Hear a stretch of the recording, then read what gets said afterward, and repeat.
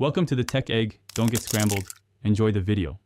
In this video, I will explain how to make keto cookies. To begin, you'll need to gather your essential low-carb ingredients. For the base, almond flour or coconut flour are excellent choices, providing a great texture without the carbs.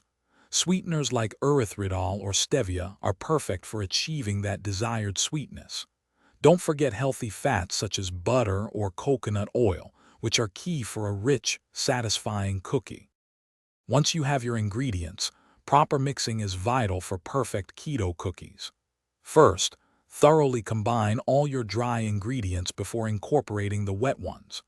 Be careful not to overmix the dough, as this can lead to a tough texture.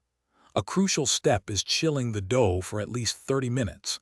This makes it much easier to handle and helps the cookies hold their shape beautifully during baking. Now let's talk about customizing your keto cookies. If you're substituting almond flour with coconut flour, remember to use only 1/4 the amount of coconut flour, as it absorbs more liquid. Feel free to add sugar-free chocolate chips, chopped nuts, or shredded coconut for extra flavor and texture. You can also experiment with different extracts like vanilla or almond to create unique and delicious variations.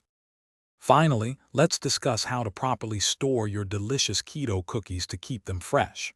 Once baked, store them in an airtight container at room temperature for up to 5 days. For longer storage, you can freeze individual cookie dough balls for up to 3 months.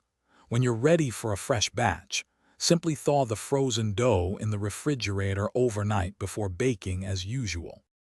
Thanks for watching. Consider subscribing if I helped unscramble your problems.